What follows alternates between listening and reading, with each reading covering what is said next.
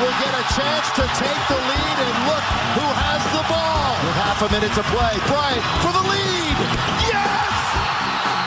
Kobe Bryant gives the Lakers. Ora bem, meus senhores, segunda-feira, à altura, falámos aqui um bocadinho de basquetebol, temos muita coisa para falar, temos aí antecipações para fazer, já lá vamos. Como achámos que o Chico estava a trabalhar muito, não é? Depois deste mês de férias, está de folga hoje também. Portanto, cá estou eu com vocês, temos aí coisas que eu quero falar, quero falar do jogo, tem um círculo a seguir a esse jogo, é o jogo, amanhã, terça-feira. Que horas é? Perguntam vocês. Meia-noite, perfeito para vermos Cleveland Cavaliers a jogarem em Boston. 15-0, 11-3. Nós tínhamos dito que este iria ser o teste. Naturalmente é para as duas equipas. Já vamos falar um bocadinho das duas equipas, fazer uma espécie de antevisão. Não é uma coisa que a gente faça muito aqui, mas já vamos fazer isso. Vamos olhar também para alguns buzzer beaters que estamos aí a ter. Quero depois perguntar-vos o que é que acharam do buzzer beater do Julius Randle. Já vamos falar sobre isso também. Até porque vamos olhar também para, agora que já temos mais ou menos um mês de NBA, acho que podemos fazer isso, olhar para a troca. O que é que está a resultar esta troca? Karl Anthony Towns, Julius Randle e Donte DiVincenzo. Antes de mais, vamos só tocar aqui nas Ligas Fantasy do 0-0 muito rapidamente, até porque eu perdi uma delas, portanto não me apetece muito alongar. Agora é a minha altura de ter muitas lesões. Aqui há umas semanas eu estava a gozar com o Brito Reis pelas lesões dele, numa liga interna que nós temos, e agora sou eu. Portanto, what comes around, goes around. Ora, na Liga 1, eu perdi 6-3 com o André Fonseca Littlewood. Littlewood é um bom nome. Perdi 6-3, a maior vitória da semana veio por parte do Alberto Astro Team, que deu 8-1, malta, 8-1, aliás, houve outro 8-1, houve aqui também o Freitas City Thunder, que é um jornalista aqui do 0-0, curiosamente contra o VHF Thunder, portanto os Thunder enfrentaram-se e um ganhou por 8-1. Portanto, nessa liga, eu como disse, perdi por 6-3, devo ter certamente caído aqui em alguns lugares, estou em quinto lugar, 19 vitórias, 17 derrotas. O Alberto Astro Team continua fortíssimo. Alberto Seixas lidera com um avanço já de 6 categorias para o segundo. Na Liga 2, essa podemos falar um bocadinho mais, porque eu essa ganhei. Felizmente essa não tenho lesões, portanto está tudo a correr mais ou menos ao normal. Ganhei por 5-4 ao Düsseldorf Pirates, do Gonçalo Carmo. Quem é que teve a maior vitória? Perguntam vocês. Eu digo-vos que foi o Xanana, podia ser Xanana Guzmão, que ganhou ao Eagles Rowdy Team por 8-1. Eu vou aqui um 8-1 também. O Queta mais 4 ganhou ao Cool Guy também 8-1. No que diz respeito a standings, eu estou aqui no terceiro lugar. Temos 3 equipas empatadas no terceiro lugar, portanto eu estou por aqui. E o Bruno Silva continua lá na frente com o seu Povo do Varzim 46ers. Perdeu esta semana, portanto já não está invicto, se não estou em erro. Muito bem, visto isto, vamos então falar aqui de duas coisinhas. Antes de irmos aos jogos, quero só falar-vos de Dyson Daniels. Dyson Daniels, eu estive a fazer um artigo sobre ele, escrito, depois convido-vos também a ler. Eu vou pôr o link aliás, eu tenho que começar a pôr o link das peças que estou a escrever para vocês depois também conseguirem consultar. Calor.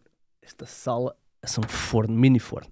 Dyson Daniels, certamente quem acompanha a NBA um bocadinho mais atento como nós, conhece o que ele está a fazer, sabe o que ele está a fazer, mas eu queria só contextualizar mais ou menos o que ele está a fazer. Dyson Daniels é um jogador que foi incluído na troca do DeJounte Murray, né? Lembram-se? O DeJounte Murray, quando vai de Atlanta para os Pelicans, o Dyson Daniels vem no sentido oposto. Não foi o principal artigo que veio na troca, esses foram as 2 picks de primeira ronda. Mas pelo meio veio Dyson Daniels. Dyson Daniels é um jogador que está agora no seu terceiro ano. Ele foi escolhido no draft há 2 anos, a 8ª pick, portanto uma pick lotaria, top 10. Alguns problemas de lesões. Ele no ano passado teve uma lesão ali, se não estou em janeiro, fevereiro, por ali, problema no joelho, depois não jogou muito tempo. Este ano está a jogar a titular ao lado do Trae Young e está a ser uma peça importantíssima nos Hawks. Não que os Hawks estejam a partitude, eles estão com o quê? Como é que eles estão não, 6 vitórias, 8 derrotas, o que no Oeste vale um 7º lugar. Mas Dyson Daniels está a ser um bright spot.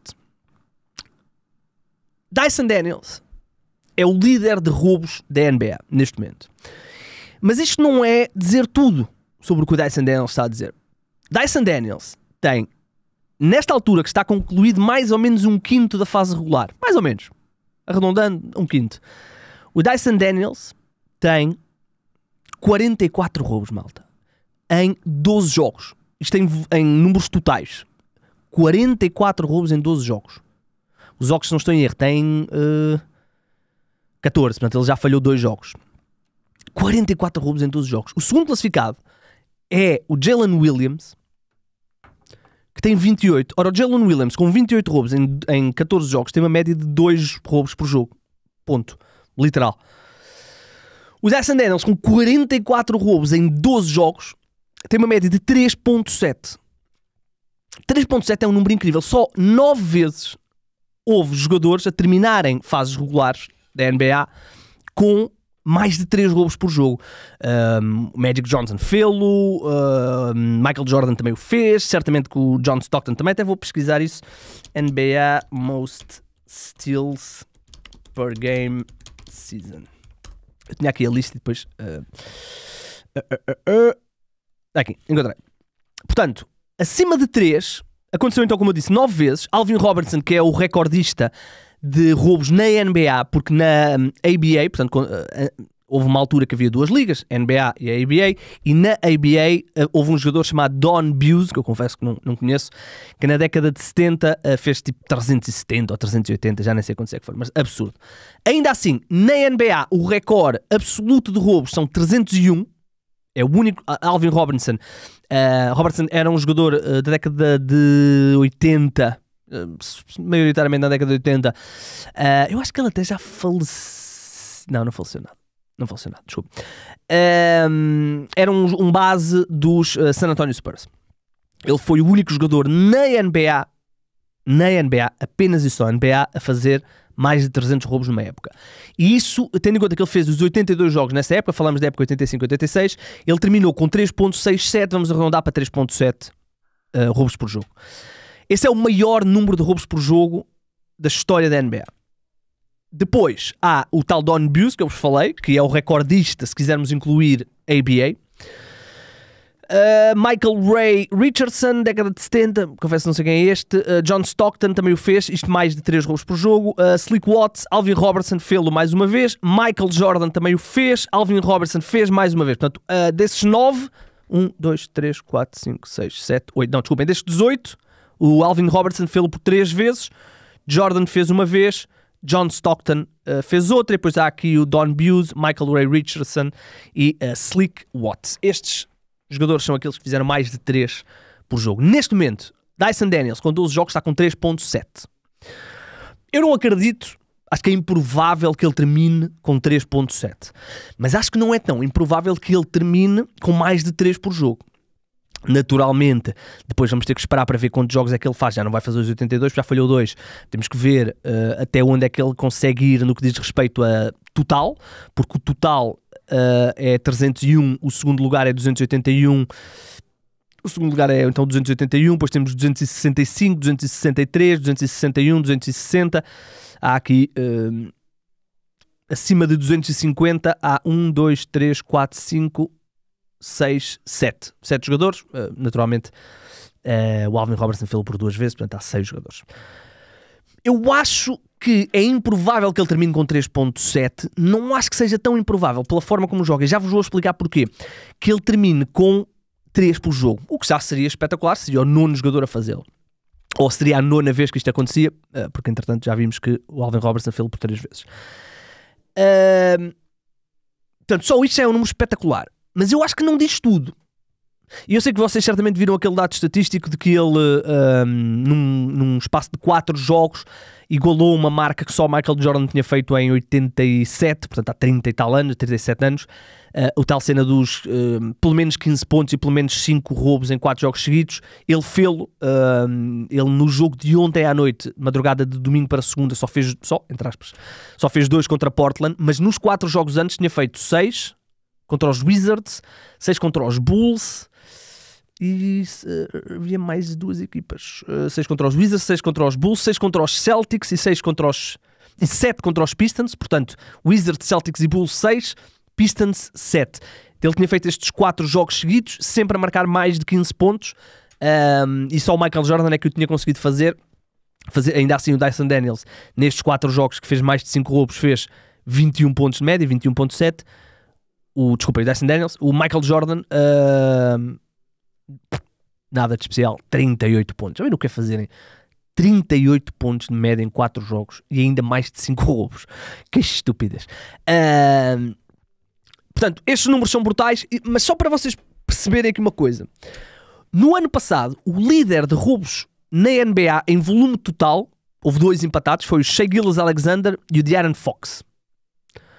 O Shai e o Fox, que jogaram mais ou menos o mesmo número de jogos, não houve aqui uma discrepância muito grande, acho que o Shai jogou um bocadinho mais. No ano passado, então, eles fizeram, os dois, igualaram 150 roubos. 150 roubos, na época toda. O Dyson Daniels, em 12 jogos, vai com 44. Ele já tem um terço, quase um terço dos roubos todos que os 2 melhores do ano passado fizeram. Portanto, eu diria que se ele jogar, vamos imaginar, os 65 jogos, será muito improvável que não ultrapasse os 150 roubos. Acho que isso não parece difícil. E, portanto, estes números são os steals. Esta é a parte fácil de ver. Steals. Para mim há uma coisa que ainda é mais inacreditável, que é as deflections. Por deflections entende-se o desviar um passe, o desviar uma posse de bola de um adversário esteja a driblar, ele toca na bola. Muitas vezes não dá roubo, muitas vezes uma deflection até termina numa bola a ir para fora, ou numa jogada confusa que depois até pode terminar num roubo de um colega. Ou seja, é quebrar um ataque. E isto até pode muitas vezes não resultar particularmente num roubo ou num turnover, mas significa, por exemplo, em vez de eu ter 10 segundos para atacar, já só tenho 4, porque houve ali uma situação e a bola saiu e eu tive que repor a bola e não sei o quê. Portanto, houve aqui uma série de coisas que estas deflections fazem. Nesse sentido, só para vocês compreenderem o que este rapaz está a fazer, no ano passado, o jogador com mais deflections por jogo foi o Alex Caruso, na altura nos Bulls, agora nos Thunder. O Caruso terminou o ano com 3.7 deflections por jogo. 3.7. Um total de 265. 3.7, 265. Em 24-25, em 12 jogos apenas, o Dyson Daniels está com 7.3, o dobro, e já tem 88 deflections. Estes números, e há até aqui um contexto histórico, há aqui um contexto histórico de deflections, mas é um dado que não foi sempre contabilizado, é recente, portanto é difícil contextualizar historicamente. Mas percebam que neste momento é o jogador com mais deflections da história da NBA a nível de pace até final de uma época. Não, eu não acredito que ele vá terminar com 7 deflections por jogo. Agora, uma coisa eu posso-vos dizer. Da última semana, porque eu estava a acompanhar, até porque eu tenho algumas fantasy, portanto estava a acompanhar o que estava a acontecer com o Dyson Daniels, eu vi 2 jogos dos Hawks. Vi a vitória deles contra os Celtics. Na altura nem tinham Trae Young. Deixa-me só vir aqui ao calendário só para vos dizer. Portanto, eles jogaram esse jogo sem o Trae Young. Trae Young estava lesionado. O Dyson Daniels até foi o principal ball handler da equipa. Eu vi esse jogo e vi... Qual foi? Terá sido com os... Não foi o dos 7 roubos. Não foi o dos 7 roubos. Desculpem, deixem-me só... viu um bocadinho do jogo com os Wizards. Especialmente no jogo dos Celtics, que eles ganham por 117-116. Ele termina com 6 roubos de bola. Se ele tivesse terminado esse jogo com 11 roubos, não era chocante. Houve várias posses de bola em que ele desvia a bola e a bola fica ali numa confusão e é um jogador dos Celtics que consegue salvar o turnover. Mas várias vezes ele tinha feito facilmente. Ele saca uma bola ao Jason Tatum. O Jason Tatum está a preparar. Jason Tatum ou Jaylen Brown? Acho que o Jaylen Brown não joga. Não. Pá, eu estou na dúvida se é o Tatum ou se é o Brown. É um lance onde um deles está ali a. Eles até são parecidos, não é? Desculpa, para isso, mas agora não me lembro. Eles estão ali a preparar já o seu step back. E no momento em que ele vai para passar a bola da mão esquerda para a mão direita para começar a subir para o lançamento, no momento em que ele faz o dribble, o Daniels mete a mão, saca-lhe a bola fica ali na confusão e até acaba por ser o Jrue Holiday a salvar o turnover. Portanto, ele tinha facilmente terminado com 10, no mínimo 10. Fácil. Terminou com 6, podia ter terminado com 10. Estavam-me a perguntar, alguns ouvintes estavam-me a perguntar se eu achava que ele tinha, daquilo que vou vendo dele, atenção, não vi os 12 jogos dele, já vi alguns, não é certamente uma das equipas que eu vejo com mais atenção, os Atlanta Hawks. Mas perguntavam-me se eu achava que ele poderia ser, se ele é isto, um disruptor defensivo com alguma capacidade de penetração, taca ao cesto e não sei o quê, ou se eu achava que ele podia ter um patamar mais alto como playmaker, como uma opção, não digo primária num ataque, mas uma opção válida de volume de ataque. Eu digo que ainda é um bocadinho cedo. Ele tem apenas 21 anos. Ele entrou na NBA muito cedo e estagnou um bocadinho em New Orleans. Eles não apostavam muito nele. Depois também teve alguns problemas físicos. Ele é um jogador que tem algumas lesões que se vão acumulando. Portanto, eu ainda não consegui bem tirar essa conclusão. Eu acho que este vai ser o papel onde ele vai ser mais importante na sua carreira. Ou seja, jogar ao lado de um principal base, um base que precise de ter as costas quentes, digamos assim. Ele não é propriamente um jogador que seja muito bom a travar, por exemplo, um LeBron ou um Giannis. Não é esse o estilo dele, é mais bases. Ele é especialmente bom a atacar linhas de passe. Não é propriamente um jogador que eu ponho num contra um e ele vai... Ok, o Kevin Durant não vai marcar ponto. Não é bem isso. Mas é um jogador muito de linhas de passe, de mãos no sítio certo, muito atento. Ele é muito atento. Qualquer passe que não seja executado na perfeição perto dele, ele vai sacar a bola, ou vai pelo menos desviar a bola, ou vai ficar muito perto de desviar a bola. Eu acho que ainda é cedo para tirarmos essa conclusão sobre ele, porque, como eu disse, ele tem 21 anos. Ainda vejo muita confusão no jogo dele. Às vezes eu lembro-me, por exemplo, de um turnover em que ele penetra a defesa dos Celtics, salta, e quando salta apercebe-se que não tem nenhuma linha de passe e faz ali um passe quase pela linha de fundo, e só não é turnover. Aliás, só não é o Nemias a sacar aquela bola mesmo por completo azar, porque a bola desvia na mão do Nemias e acaba por sobrar para o jogador dos Hawks. Ainda vejo um bocadinho disso, mas ele tem 21 anos, volto a dizer. O lançamento dele, não é por aí que ele vai ser most improved, porque ele está a lançar a 27%, acho que tinha-se dado, acho que é 27% ou 25% na linha de 3 pontos, o que é mau. Eu acho que ele tem uma boa capacidade de ser um bom slasher, é maleável quando ataca ao cesto, portanto eu acho que ele tem essa capacidade, e portanto só dar esta nota, Dyson Daniels é certamente, aliás até pode muito bem concorrer contra um colega de equipa, Jalen Johnson, que tem um teto mais alto como most improved, mas há outros, teremos tempo certamente para falar de most improved mais para a frente. Vamos então olhar para 2 buzzer beaters que tivemos. Eu se calhar até vou meter aqui para as pessoas que estão a ver a versão vídeo, portanto YouTube, Spotify, no site do 00. Há 2 buzzer beaters que eu quero ver. Primeiro, e vamos já ver o vídeo, Jason Tatum de sábado para domingo.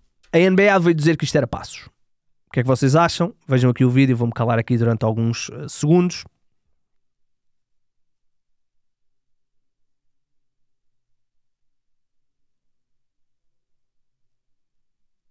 Portanto, Jason Tatum claramente é uma jogada, curiosamente, momentos antes é o Nemias que empata o jogo.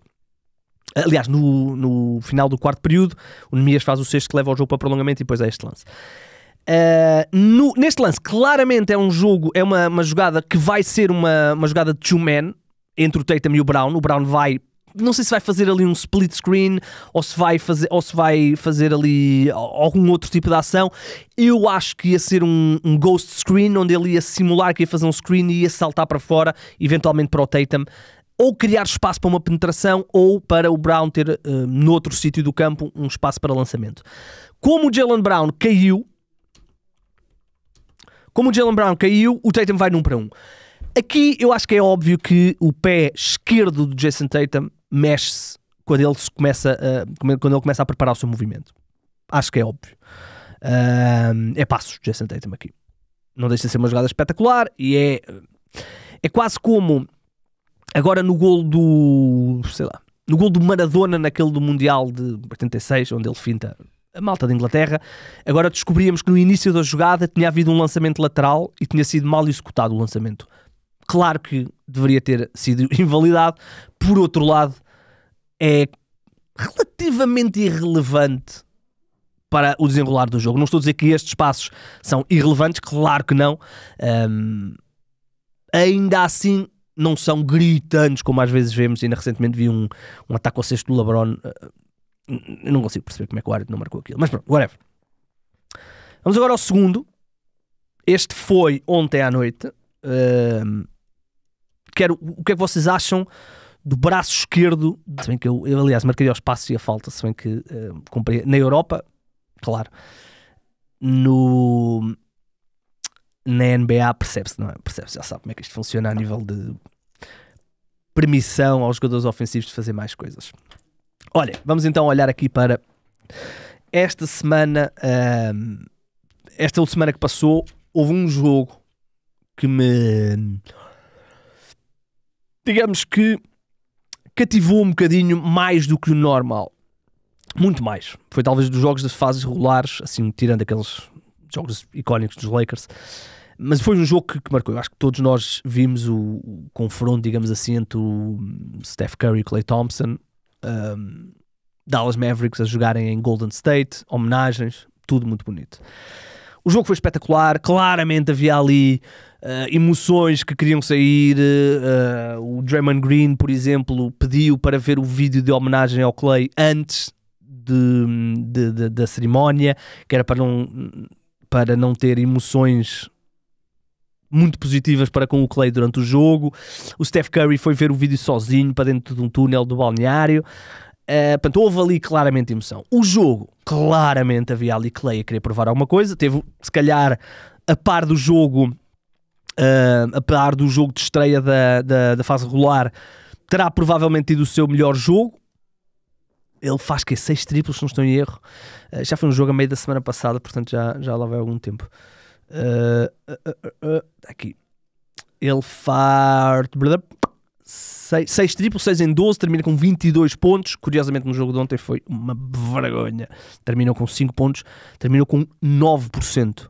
Não é 90%, é 9% de lançamento do campo. Acho que foi 1 em 11, uma coisa assim qualquer. Mas pronto, claramente havia emoções. Houve ali um chimezinho. Ele faz 2 triplos seguidos no terceiro período ou no quarto período, já me lembro, e faz ali um pequeno shake. E depois o Steph Curry tinha claramente pronto o seu night com uma tripleta a fechar o jogo, e depois foi dizer you should stay here. Portanto, claramente havia ali emoções. Mas eu queria dizer, o jogo foi espetacular, foi um dos melhores jogos de fase regular dos últimos tempos. Emoção, história, what ifs, tudo. Mas eu queria destacar uma coisa que me ressaltou à vista a ver o jogo, e depois já ouvi pessoas a falar disso também, portanto acho que era interessante vermos.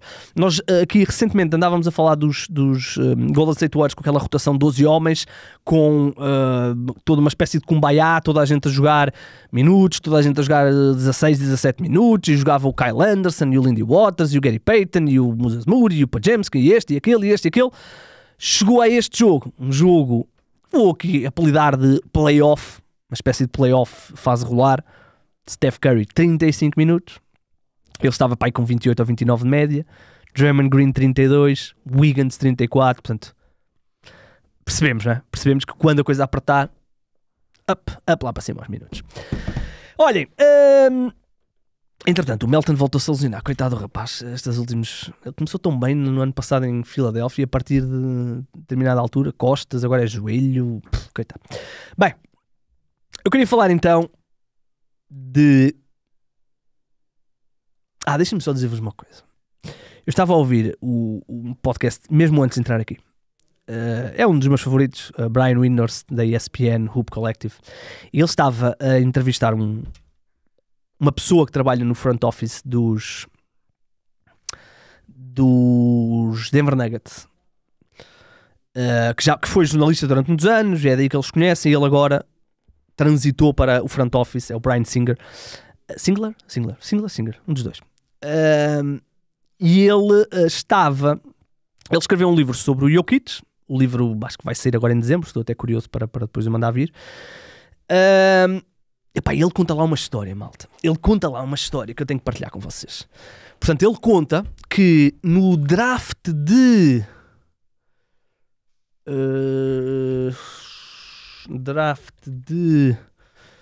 Estou na dúvida. Quem era perfeito a saber estas coisas dos drafts era o Miguel Amaral. Sabia estas coisas todas. Eu tenho uma dificuldade em lembrar-me de que anos é que são os drafts. Draft de 2018. Draft do Doncic. Ayton, Doncic, Marvin Bagley, whatever. Ele conta lá uma história que os Nuggets, na altura, ainda uma equipa à procura um bocadinho da sua identidade, e o Jokic já era um bom jogador, já tinham, se não estou em erro, já tinham desfeito a dupla Nurkic-Jokic, portanto já estava o Jokic como o posto da equipa, estavam a ver até onde é que o teto.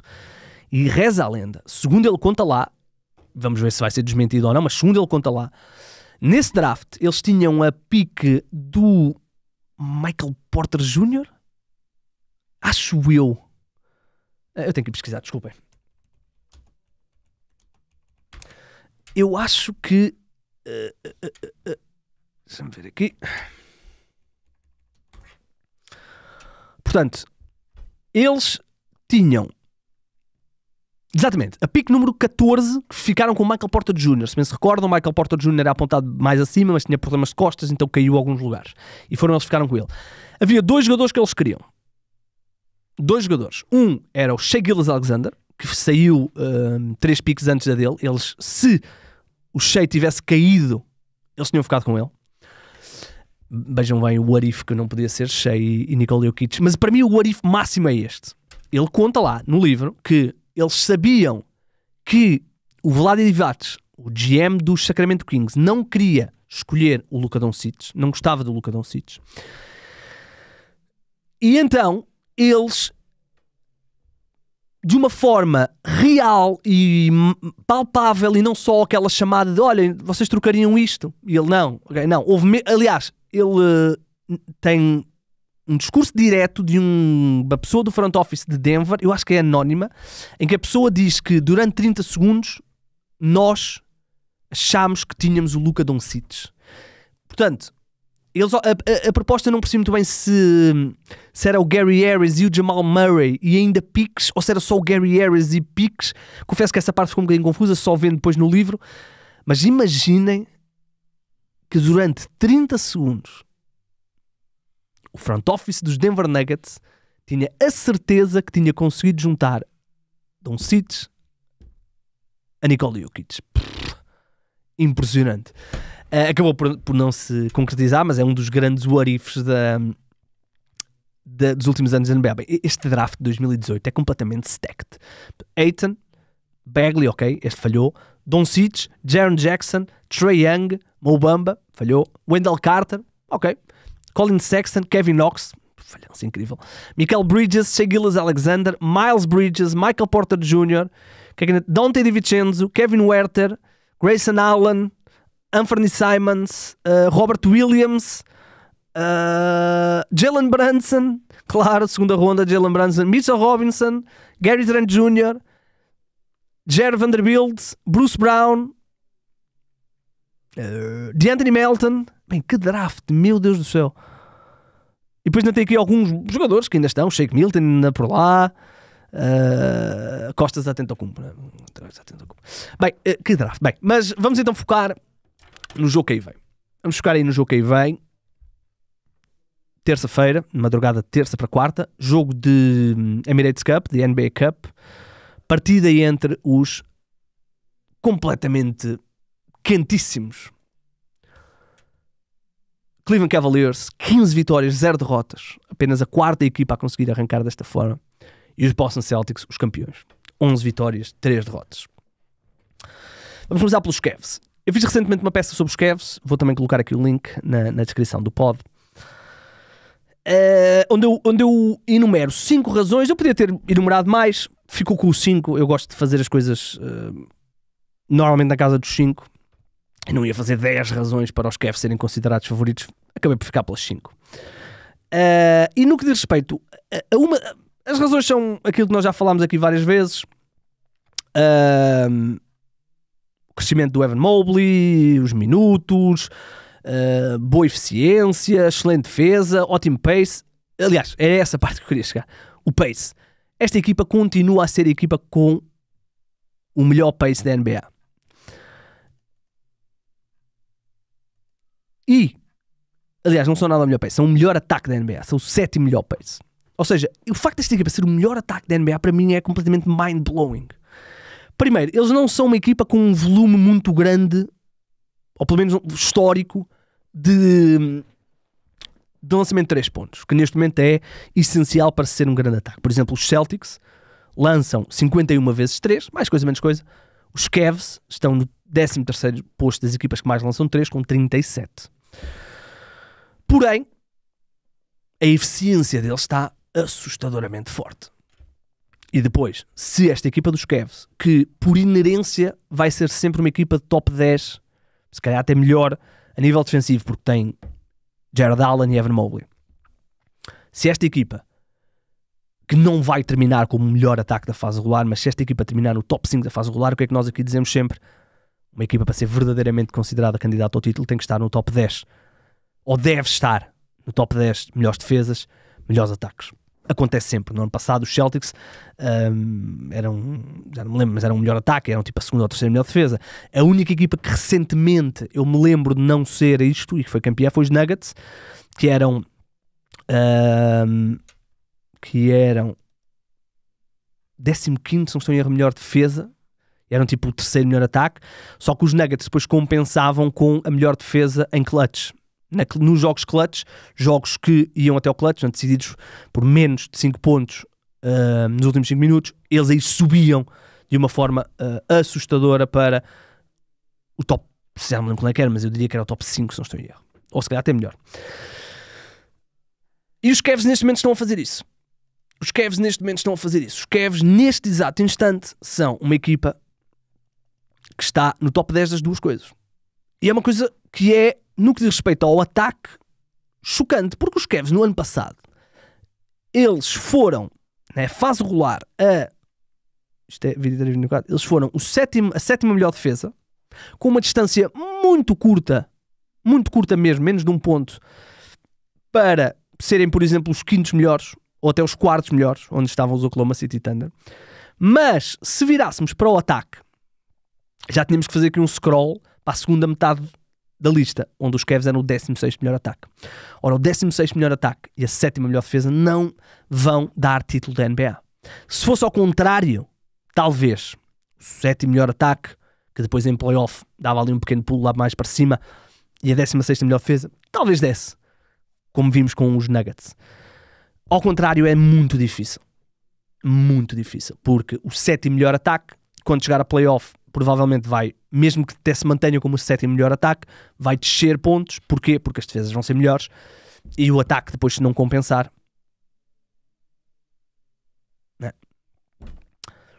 desculpem, a defesa, se for a 7ª melhor defesa, provavelmente até pode descer porque os ataques vão ser melhores dos adversários, e se o ataque depois não compensar, o próprio ataque, os pontos não aparecem. Vimos isso na série com Orlando, onde foi 2 maus ataques, 2 ótimas defesas, e ganhava quem atacava um bocadinho menos mal. Porquê? Porque as defesas continuaram a ser boas, aumentaram os níveis, o ataque conseguia ser um bocadinho menos mau, ganhava. E foi o que aconteceu. Portanto, os Cavs estão neste posto. No sentido oposto, os Boston Celtics mantêm... Eles têm 3 derrotas. Eu acho que vi uma delas, foi o jogo com os Pacers.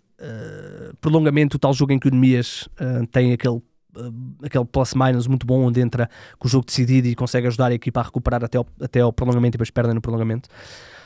Confesso que já não me lembro quem é. Perderam. Aliás, vi 2 das derrotas deles. Foi essa com os Pacers, foi aquela com os Hawks, que foi claramente uma derrota que não deveria ter acontecido. Os Hawks não estão ao nível dos Celtics e, já para não falar, eu acho que até era um jogo de Cup. Era, exatamente. Era jogo de NBA Cup. Portanto, os Hawks ganharam seus jogos. Acho que eles até já ganharam os 2. Mas continuam. Os Celtics têm tido algumas baixas. O Jaylen Brown já falhou alguns jogos, o Al Horford vai sendo gerido, por exemplo, o Jrue Holiday não jogou o último jogo, o único que tem estado relativamente estável, os únicos 2, Jason Tatum e Derek White. E o nosso Nemias, claro, que voltou a ser titular recentemente, quando não jogou quem? O Jrue Holiday, exatamente. Aliás, bateu o recorde, o Nemias fez pela primeira vez mais de 30 minutos. Ora bem, e o que é que eu quero dizer com isto? Estou muito curioso. Há 2 coisas que eu estou muito curioso neste jogo. Primeiro, como é que os bases, os jogadores de perímetro dos Cavaliers, eu vou assumir que vai estar toda a gente saudável, se bem que os Cavs tiveram um problema com o Isaac Okoro, que estava a jogar bem e é um bom defensor de perímetro. Ele saiu ilusionado no jogo de domingo, não sabemos se vai jogar, que foi uma entorse, então vamos ver. Ele já tem o Max Strus de fora, que é um jogador importante para o volume de lançamento de 3 pontos. Mas vamos aqui assumir que a maioria dos jogadores estarão disponíveis.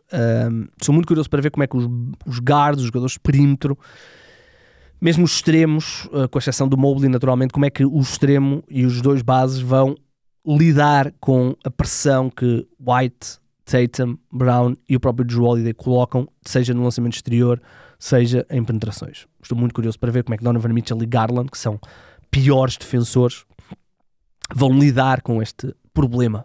Jason Tatum, Jaylen Brown, Derek White, Jrue Holiday. Esse é o principal. E depois,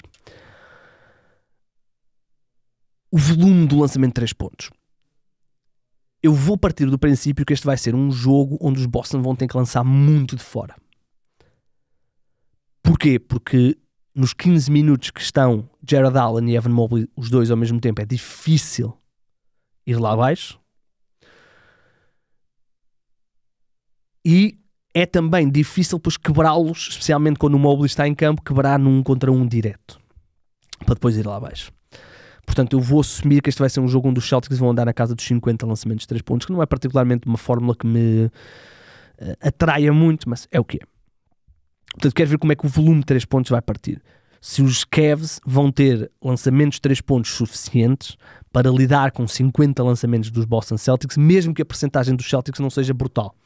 Se a percentagem dos Celtics andar na casa dos 30 e poucos a 50 lançamentos, estamos a falar aqui de 17 ou 18 lançamentos convertidos. Mais coisa, menos coisa. Portanto, quero ver se os Cavs têm argumentos defensivos e de volume mais importante que isto, volume de lançamento de 3 pontos. Estou curioso para ver se os Cavs não vão aqui quase andar na casa dos 40 no lançamento de 3 pontos. Eles estão na casa dos 37, eu acho que eles neste jogo vão ter de dar aqui um pequeno, e quero ver de onde é que eles vêm, porque partindo do princípio que não haverá cor, terá que jogar Lavert, Mitchell, Garland, estes 3 jogadores, depois com os apoios dos Dean Wades e não sei o quê, dos Sam Merrills, vão ter volume para ir buscar os 50 e tal triplos dos Celtics. Vamos ver. Eu acho que é um teste muito interessante porque são 2 formas de jogar diferentes. Mesmo quando chegarmos ao playoff vai ser diferente, porque os Boston Celtics jogarão com um poste, os Cavs jogam com 2. Esta dicotomia das 2 equipas, como é que se vai depois mesclar numa série de playoff, não sabemos se eles vão jogar em playoff, mas era giro.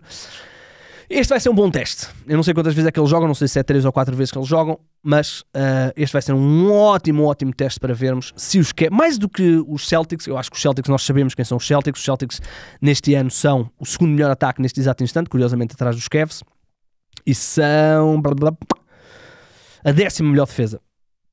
Portanto, nós não temos dúvidas do que são os Cavs, dos que são os Celtics. Naturalmente as lesões estão a afetar um bocadinho. Temos mais incógnitas do que são os Cavs. Eles é que são os new kids on the block neste aspecto. E portanto, a minha noite de terça-feira, e acho que a vossa também deve estar, focada neste jogo, até porque temos o nosso Nemias. Esta época da NBA tem sido porreira porque o Nemias está num processo de afirmação muito interessante e é muito fixe ver isto noite após noite. Noite após noite temos qualquer coisa. Nem sempre são grandes jogos, mas agora tivemos 30 e tal minutos do Nemias. E queria fechar só, eu se calhar guardo isto para quinta. Vou guardar isto para quinta. Quinta com o Chico, fazemos aqui uma análisezinha, até já com um sample size maior, uma análisezinha do que... É isso, fazemos. Vamos olhar na quinta-feira, fica já a promessa. Há algumas coisas que eu quero olhar com o Chico, nomeadamente para o Standard. Eu não tenho falado do Standard sem os seus postos, quero ver o que é que o Chico tem visto sobre o Standard. Continuam sem Isaiah Hartenstein, não deve tardar muito para regressar, mas ainda não jogou, e vão ter ainda 7 para ir até final de janeiro, o que é ótimo, porque eu tenho em muitas das minhas equipas de fantasy os 7. Mas quero também depois analisar com ele, estamos mais ou menos com um quinto da fase regular composta, analisar com ele o que é que para já estamos a ver da troca Karl Anthony Towns e Julius Randle. Fica para quinta-feira, já estamos com 40 minutos e portanto já temos aí, me alijei agora tanto, bati com o calcanhar na cadeira, calcanhar não, com o tornozelo. Jesus, acho que é a mesma dica para terminarmos. Malta, vamos embora, sempre um gosto, voltaremos na quinta-feira. Acho que não ficou nada por dizer. Bem, vamos embora. Se conseguirem fundar 3, já sabem como é que isto funciona. Mandem-nos o vídeo. Nunca, aliás, só uma vez recebi um vídeo de um indivíduo quase a fundar 3. É uma tristeza que eu tenho no meu coração ainda ninguém me ter arranjado um vídeo desses. Mesmo triste. Mas se encontrarem, mandem-me. Se conseguirem fundar 3, mandem-nos o vídeo. Lakers will get a chance to take the lead, and look who has the ball. With half a minute to play. Bryant for the lead.